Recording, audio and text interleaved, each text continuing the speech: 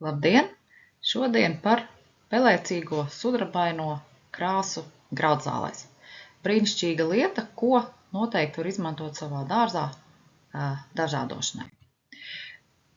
Viena no tādām biežāk Latvijā pazīstamām pelēkām lietām ir zilganā auzene.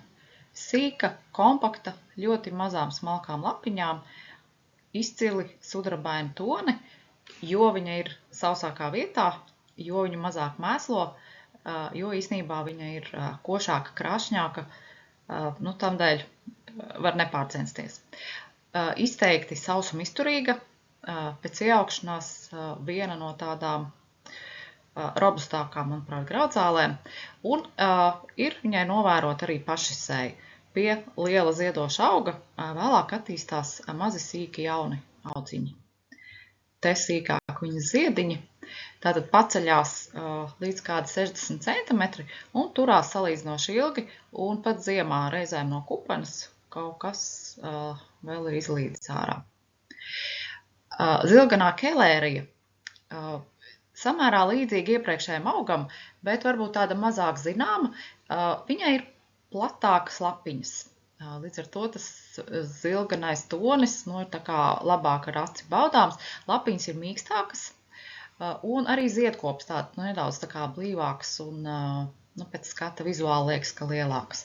Arī ļoti sausumizturīgs, ļoti pieticīgs augs. Noteikti var ieteikt tādās grūti kopjamās vietās, kur ir problēmas ar laistīšanu, sausās nabadzīgās augsnēs, tādās dažādās grūtās situācijās.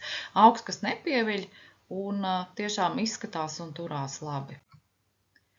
Vēl viena auzene, gan izmērā jau lielāka, mēra auzene. Brīnišķīgi jauks šis te zilganais tonis, nedaudz ar kaut ko tādu varbūt zaļu atjaukts. Skaisti ziedu laikā paceļās pat virs metra šīs ziedkopas, kas gan ir tievas tādas šauras un diezgan smalkas, bet kopumā augs ļoti skaisti aizņem tādu telpu. Brīnišķīgs, manuprāt, gan vizuāli, gan arī savā tādā pieticībā un izturībā. Tad tālāk ir spožā seslērija.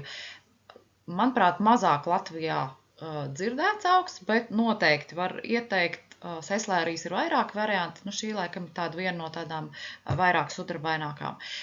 Diezgan maza, diezgan kompakta, mazām sīkām šaurām lapiņām un ļoti skaistām, lai gan diezgan sīkām šīm ziedkopām, bet viņu ir padaudz un viņas tīri labi tā vizuāli zīmējās un labi izskatās. Arī ļoti pieticīgs, ļoti sausumizturīgs augs, var augt gan ļoti sausās vietās, gan arī tādās vidēji mitrās, vidēji ielabotās.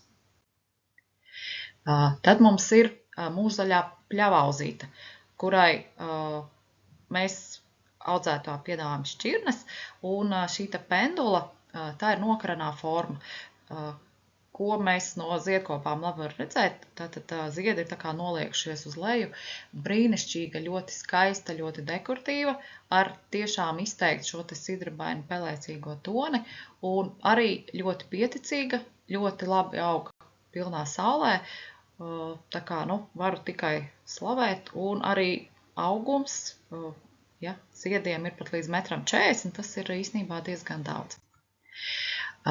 Tad mums ir prosa jeb sāre.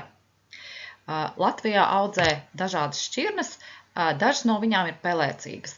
Tā kā, ja esat audzētavās, tad noteikti skatieties, ir viņai arī zaļi varianti, ir varianti, kas krāsojās uz rudeni lapu galiņu sarkanīgos toņos, bet tātad no pelēcīgiem te kādas pāris tikai piedāvāja tādam priekšstatam. Augums, lapojums tātad nedaudz virs metra, un ziedkops paceļās līdz kādām 1,50 m, un veidojās šīs ziedkopas vairāk uz vasaras otru pusi.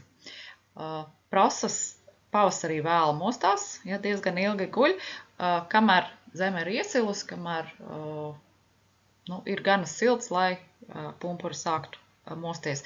Tā kā neuztraucieties, ja vieta, kur prosa aug, pavasarī ilgi ir tukša, viņa vienkārši lēnītēm mostās, un lēnītēm attīstās.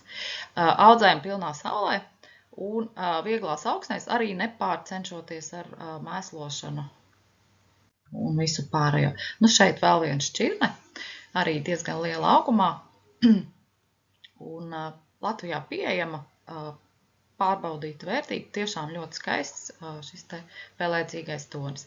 Ziedkopas virs lapojama, un tur labi var redzēt sīkas, mazas smalkas, tādas tā kā procesa sēkliņas. Paldies! Lai jums sanāk, un lai jums krāšņi, koši dārzi!